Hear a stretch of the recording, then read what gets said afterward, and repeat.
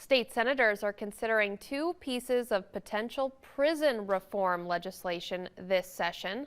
All of this after Governor Pillen announced that he plans to allocate millions of dollars to finalize funding for a new state penitentiary.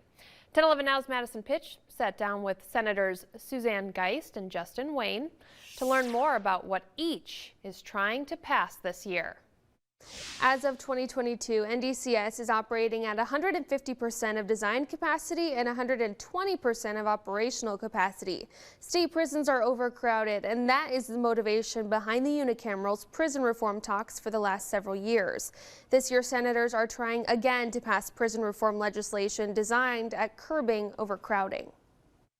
Senator Suzanne Geist introduced LB 50 this year. In it, she touches on building a new prison, which she says will create more humane living conditions and provide space for programming. It is really hard to look forward on criminal justice reform without that prison building being part of the equation. I think there will be some discussion about what other reforms can we make that will make that an effective use of state dollars.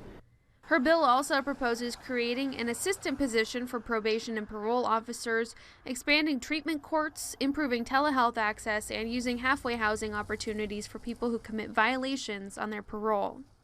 I would like to see people get better and not just lower their sentence, not just lower their penalty, but have them actually go on and lead a productive life. Senator Justin Wayne introduced LB 352. He includes a lot of the same things as LB 50, but also includes other items like lowering penalties of mandatory minimums for drug possession, implementing sentencing changes, and utilizing problem-solving courts. So we can't build our way out of it. We have to find alternatives. So problem-solving courts, drug courts, ways to make sure we lower our recidivism so we don't have this cycle of people coming out and going back in. Both bills have had one hearing in judiciary so far. There was concern about what some of these reforms could mean for public safety. You divert 1,000 people from the prison, there's always that one who's going to mess up. And I think our committee cares. They don't want to be responsible for that one. Those public safety concerns are part of the reason LB 920, a sweeping criminal justice act, was indefinitely postponed last year. This year, Senator Wayne says he is confident something will pass. Absolutely something's going to pass this year.